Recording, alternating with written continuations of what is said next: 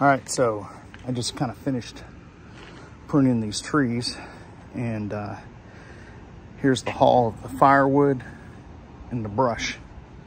And I'll show you all the trees that I did.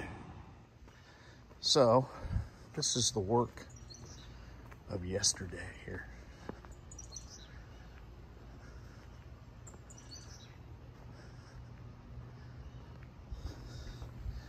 That over there.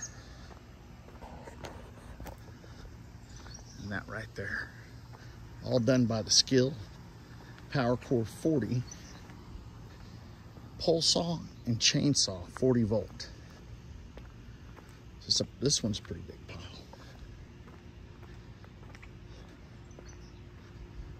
So anyhow, so here's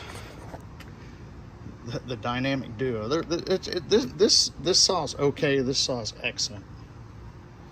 I mean, for a pole saw, I don't know. Maybe I've already dulled the blade. I don't know, because I have probably done more cutting with this than I did with the other one.